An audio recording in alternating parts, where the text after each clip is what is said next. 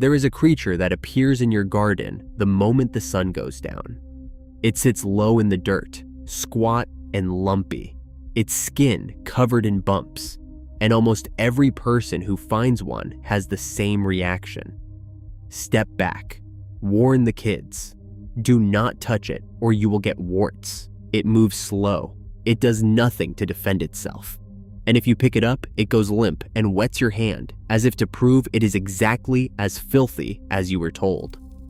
For your entire life, you have believed this animal is dirty, a nuisance, something to sweep out of the flower bed and forget. But what if everything you were taught about it is wrong? What if the ugly, silent thing crouched in your garden is the single most valuable guardian that patch of ground has ever had? Working every night, asking for nothing, and vanishing right now, faster than almost any animal on Earth. Stay with me, because by the end of this, you will never look at your garden the same way again. Before we talk about the toad, we need to talk about what is actually destroying your garden.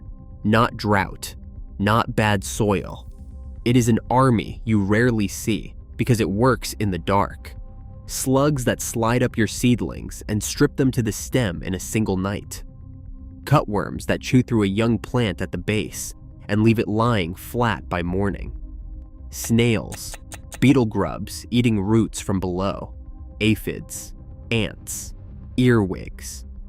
Every gardener loses part of their harvest to this quiet invasion, and most people never catch it in the act. Then there are the mosquitoes. Not just an itch on a summer evening.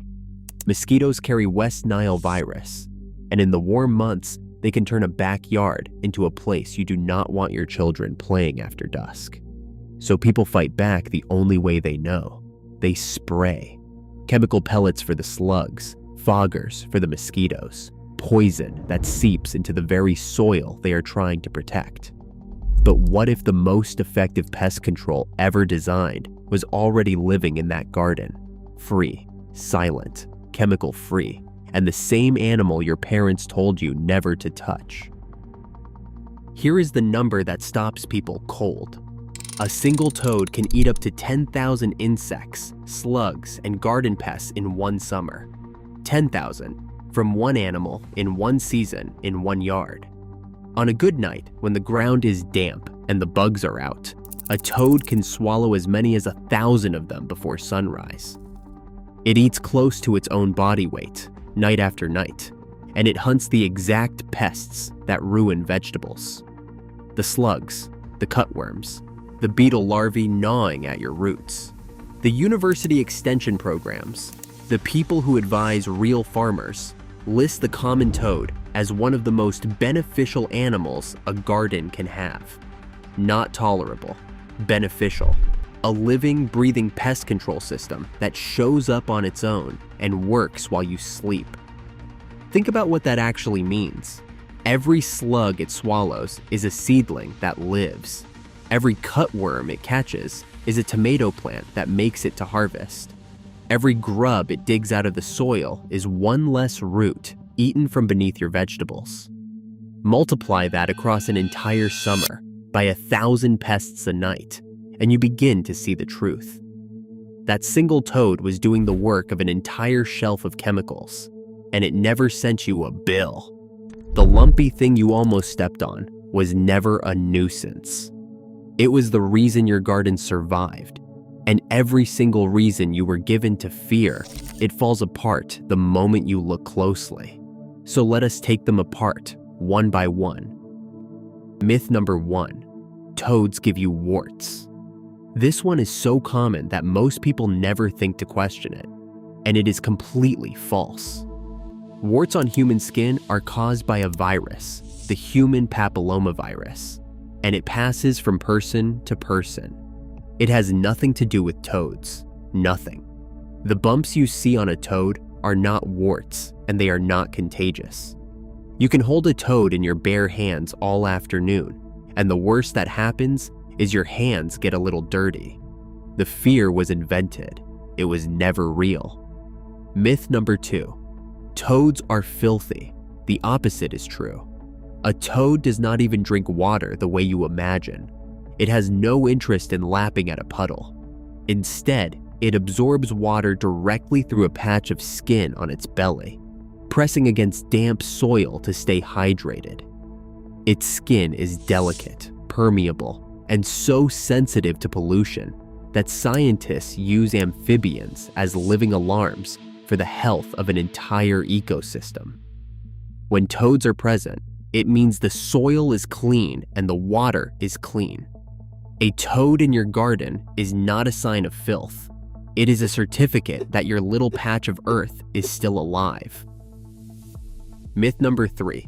The toad is poisonous, so it must be dangerous.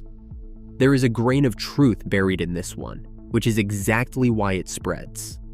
Behind a toad's eyes sit 2 glands, and when the animal is grabbed or bitten, they release a bitter, milky substance called toxin. But understand what that is. It is a shield, not a weapon. A toad cannot shoot it at you. It cannot chase you. The toxin only matters if a predator or a curious dog actually bites down on the animal. It exists so that the toad, which has no claws, no speed, and no fight in it at all, can survive in a world full of things with teeth. And here is the part almost no one knows. That same toad toxin is now sitting in medical laboratories. Compounds found inside it, a family of molecules called bufadienolides, are being studied for their effect on cancer cells and on the human heart. The poison you were taught to fear may one day help treat the diseases we fear most. The creature in your flower bed could be carrying the outline of a future medicine in its skin. Myth number 4. Every toad is a toxic killer that can poison your dog. This fear comes from a real animal, but the wrong one. In parts of the far south, and famously across Australia, there is an invasive giant called the cane toad. It is large, it spreads aggressively, and it is genuinely dangerous. Its toxin can sicken or even kill a dog that bites it. But the cane toad is an outsider, dumped into places it never belonged, and it is not the toad in most of your gardens. The common native toad hopping across your lawn is a different creature entirely. Its defense is mild, meant only to make a predator spit it out, not to hunt anything down. Blaming your backyard toad for the sins of the cane toad is like fearing every dog because wolves exist. Learn to tell them apart, and the fear simply disappears. If this is already changing the way you see the toad, take 1 second and subscribe. Every week, we pull apart the hidden science behind the ordinary nature you walk straight past. And tell me in the comments, were you warned about toads as a child too? Now forget the myths and look at what a toad actually is. It is an animal built entirely for endurance. It cannot run. It cannot bite its way out of trouble. So instead, it survives by being patient, by hiding, by outlasting everything that tries to eat it. And it is astonishingly good at it.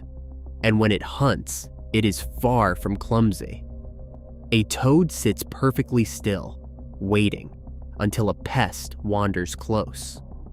Then, faster than your eye can follow, its sticky tongue snaps out, catches the insect, and pulls it back before the prey even understands what happened. It has no teeth to chew, so it swallows its meal whole, and it uses its own eyes to do it, blinking them down into the roof of its mouth to help push the food down its throat.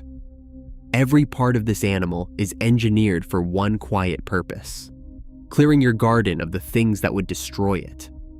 Every spring, a toad does something that should be impossible for a creature that slow. It finds its way back to the exact pond where it was born, sometimes traveling a great distance across roads and fields to reach the precise stretch of water where its own life began. Scientists still do not fully understand how it navigates. It simply knows. There, a female toad lays her eggs, not in a clump, but in long ribbons that unspool through the water. A single female can lay anywhere from 4,000 to 12,000 eggs at once. The tadpoles that hatch spend their first weeks grazing on algae, quietly keeping the pond clean and balanced before they ever crawl onto land. Then comes winter. The toad does not flee, and it does not freeze to death. It digs backward, using its hind legs like shovels, sinking down beneath the frost line into the earth. There it waits, barely breathing, its whole body slowed almost to a stop through months of cold and darkness. And when spring returns, it pushes back up through the soil and begins again, as if nothing happened. This is not a pest. This is one of the most resilient survivors in your entire backyard. And that resilience is older than almost anything you can imagine. The lineage of frogs and toads has been on this planet for more than 200 million years. Let that sink in. Toads were hopping through the undergrowth while dinosaurs walked above them. They watched those giants rise, dominate the entire world, and then vanish in the catastrophe that ended their reign. And the toads were still here. They survived the impact that wiped out most life on Earth. They survived ice ages. They survived continents tearing apart and drifting back together. They did it without size, without armor, without speed. They did it the same way they survive your garden today. By being small, adaptable, and almost invisible to a world that never took them seriously. The animal you were about to chase out of your flower bed has outlasted the dinosaurs. It has earned its place in that dirt far longer than any of us, which makes what is happening now so hard to accept. For the first time in more than 200 million years, the toads are losing. Amphibians are now the most threatened group of animals on the entire planet. Roughly 4 in every 10 species are at risk of disappearing. And one of the reasons is nearly invisible. A fungus spreading quietly across the world has devastated frog and toad populations on almost every continent, driving some species to extinction and pushing many others to the very edge.